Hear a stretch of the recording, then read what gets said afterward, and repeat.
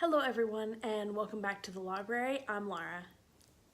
Today I'm going to be doing my second wrap up of the year. This is books 6 through 10 that I have read. So I explained that I'm doing this in my last video, that I'm doing 5 books at a time. So if you want to know why I decided to do it this way, you can go back and check that video, and let's just go ahead and get started. So I'm going to lump 3 of the books I read in these 5 books together because they're from the same series, and this is The Girl from the Other Side by Nagabe, volumes 2, 3, and 4, and I gave all 3 of these 4 stars, so I don't feel like I really need to talk about them separately. I can't really talk about them without spoiling the story anyway. I did realize after I filmed my last video that when I talked about volume 1, I didn't really say what it's about. Like an idiot. I said in that one that I am not good at reviews. I'm trying to get better. So, The Girl from the Other Side is a story that in the beginning we don't really know much of what's happening. There is this little girl and then there is this monster. And it basically looks like the monster, who dresses like a person. He's dressed in like really nice clothes, that he is her caretaker, but she should not be in this world, and that they are on the other side, which I don't know if this is supposed to be like a heaven and hell thing, or what. So it basically seems like the world is slowly being taken over by this other side, and they call the people that have gotten turned into these monsters others. The humans do, that is. So basically that's just what this story is about the other side and the regular side, the world. And we don't really know much about what's happened, but you find out more and more in each volume what's happening. But like I said in the last video, I really enjoy these. I gave the first one 5 stars. I did give 2, 3, and 4 4 stars. I didn't enjoy them quite as much, but I still am really enjoying the story.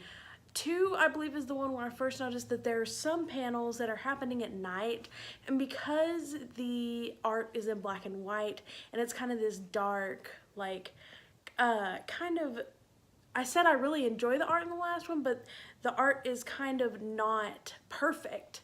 So at some points it was kind of hard to tell what was going on, but besides that, I'm really loving this. I'm through all the ones that my library has, so I'm either going to have to get them on Amazon or get them through interlibrary loan. But yes, please, again, I'm going to say please check out this series if you like horror or kind of just creepy things. Like I said, it's more for children, probably children's horror, but I'm still enjoying it as an adult, and the story is great and the art is wonderful. So please check it out if you feel like you would enjoy it.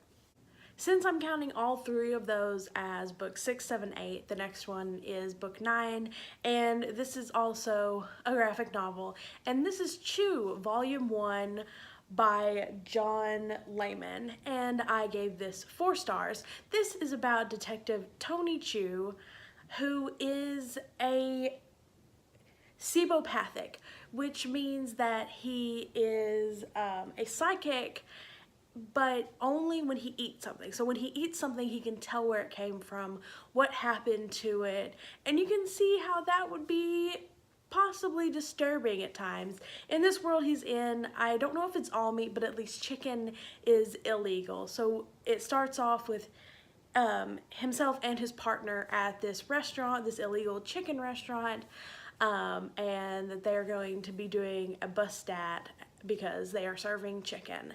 And then the story just goes on, and he ends up working for the FDA instead of just being a regular detective, so and uses his sebopathic powers to figure things out. And like I said, I gave this 4 stars. The art isn't my favorite in it. It's a very interesting art style, but I like mine, especially in color, like colored graphic novels. I like it to be a little more perfect. I know that that's a weird thing, but like I love Saga, like the way Saga's art is so beautiful. So Choose is a little more cartoonish. They're not supposed to look like real people more. Like there's one guy who's like this big, like he's like really short but really wide, and he's like basically a box. And so like I get that it's fictional, but that's why I really like Saga, because the people look like people. But I still really enjoy this, and I still am planning to continue on. My library has, I think, most of the volumes. The one closest to me, the branch closest to me, has like through like 7 or 8 of them, so I can get them all from there. I just haven't continued on yet. But yes, I really enjoy this. It's really interesting and funny. Now, book 10.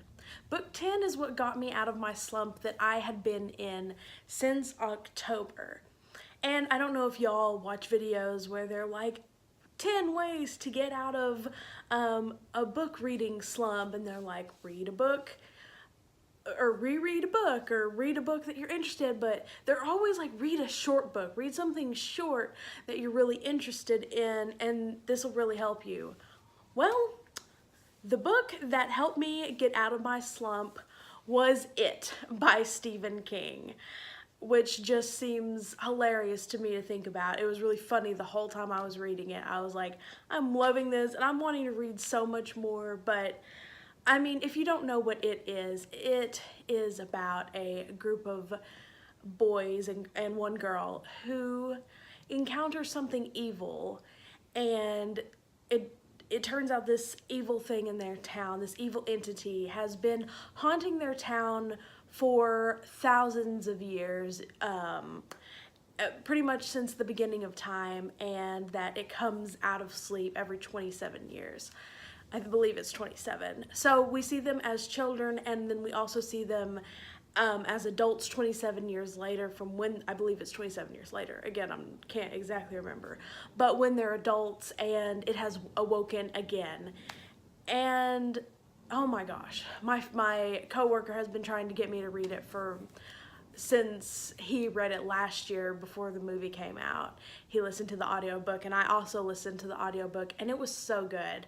I don't know why I doubted that I would like this. I was like, oh, it's so hyped up. I really enjoyed the movie. I've watched the movie twice, the newest one, and I'm super ready for the second half. But this is just the best.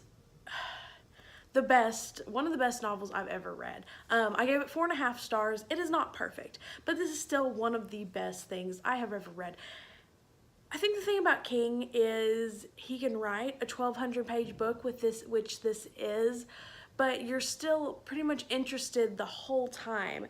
The thing is, he doesn't skimp on, he doesn't choose between plot and developing his characters. He does both. He does character development and plot development, and that's why his books are so long. But especially this book, it needed it, and it worked so well. Sometimes that could get to be too much, but with this book it worked so well. I'm so glad that I read this, not just because it got me out of my slump, but I feel like I would have been really upset if I had waited any longer to read this book.